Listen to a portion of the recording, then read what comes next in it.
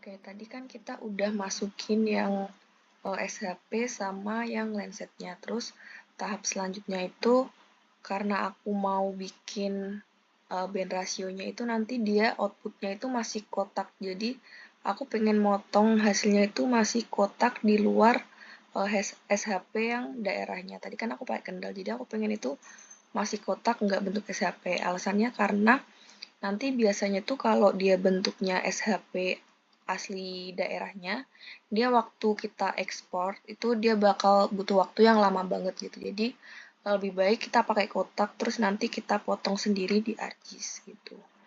Caranya buat bikin poligon gimana? Nah, caranya misalnya nanti misalnya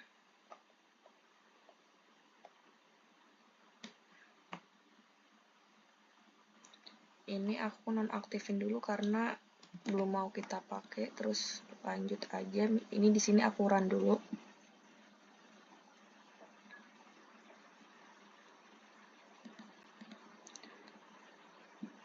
Nah, jadi ini udah ada kan kotak dari daerah yang mau aku pakai. Itu cara buatnya tinggal ke pilih yang ini draw a rectangle, terus nanti di draw aja sampai dia nutupin daerah administrasinya gitu. Terus abis itu kan kita melakukan pemanggilan citra atau nampilin citra di tahun yang mau kita olah. Di sini aku mau nampilin citra di tahun 2019. Jadi di sini aku masukin inputnya itu dari tanggal 1 Januari sampai 30 Desember 2019. Ini bisa disesuaikan sama tahun masing-masing ya. Kenapa kita ambil rentang setahun gitu? Karena dia biar merata-rata dari data yang ada di setahun ini. Dia nanti merata-ratanya pakai ini median.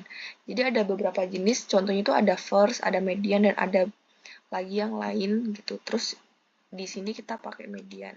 Terus ini klipnya geometri 2, di mana geometri 2 ini aku definisikan sebagai poligon kotak yang aku buat tadi. Kalau misal mau nanti hasilnya jadi SHP wilayah, berarti karena tadi administrasi kendalku namanya geometri, ininya bisa aku ganti geometri biar dia jadi SHP wilayah gitu. Terus abis itu ini biasa atur bandnya RGB, terus ini dibuat sama aja, terus buat map center object itu biar nanti pas kita run dia langsung center ke area yang lagi kita analisis. Terus map at layer ini buat nampilin layernya gitu. Terus abis itu di sini ada cloud masking. Nah, di sini kita ada cloud bitmask sama cloud shadow bitmask. Ini kayaknya di modul itu kebalik deh, coba nanti dicek. Jadi harusnya kalau di modul itu ini 4, ini 3, tapi di sini aku balik ini 3, ini 4 gitu. Terus abis itu udah ini proses buat cloud masking. Habis itu scaling citra. Ini scriptnya juga, kalau yang ini scriptnya sama persis kayak di modul gitu, jadi bisa disamain aja. Terus ini hasilnya dari ketiga itu, yang sebelum cloud masking dulu, ini kan kelihatan di bawah ujung masih ada awannya. Terus ini karena citranya kayak burem gitu kan, itu bisa kita ke pengaturan. Terus ini yang custom ini diganti 100%. Tunggu ini dia berubah dulu, kalau udah baru di-apply. Terus di-close aja. Nah, dia jadi bakal lebih cerah. Terus yang cloud masking, setelah cloud masking juga gitu. Ini di stretch dulu 100%, terus di-apply. Nah, hasilnya dia lebih cerah lagi. Terus yang scaling citra itu emang normal ya dia hasilnya hitam gini. Jadi buat pre-processingnya cuma itu sih, cloud masking terus scaling citra. Habis itu kita masuk ke pendefinisian band buat band rasionya. Nah, di sini kan yang bakal digunain itu ada band swear, near, red, sama green buat dia nanti band rasio NDVI, NDVI, sama NDBI. Terus ini yang pertama kita NDVI dulu. Nah, di sini aku coba, ini kan rumusnya NDVI near, terus dikurang red, terus dibagi near plus red. Jadi disesuaikan aja, terus Ini nilai minimum NDVI kan -1, maksimumnya 1. Ini paletnya bisa diganti sesuai bebas sih gitu. Terus ini dikasih, ini buat penamaannya di layer, nanti munculnya bakal namanya ini. Terus misal di run.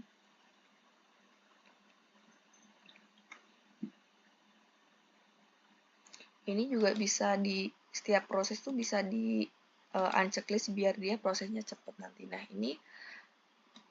ini hasil NDVI-nya secara umum masih kayak gini sebelum dikelasin. Nah, sebelum kita masuk ke tahap pengelasan, kita harus hitung nilai minimum sama maksimumnya dulu. Ini aku aktifin buat ngitung nilai minimum sama maksimum. Nanti dia pakai ini, reduce region. Terus ini di run. Nah, buat nilai minimum sama maksimumnya, itu bakal munculnya di konsol sini.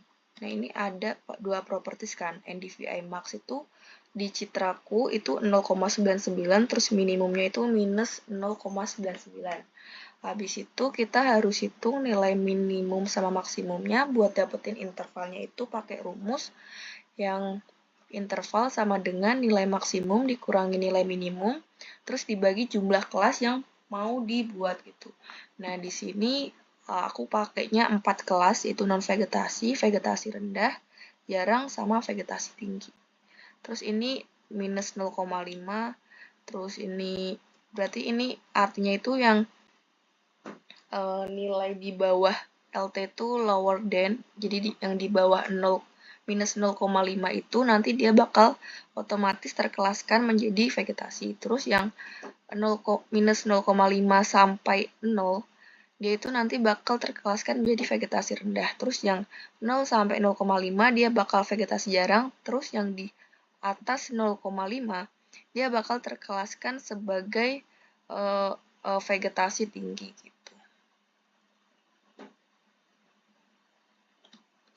Terus ini diaktifin dulu.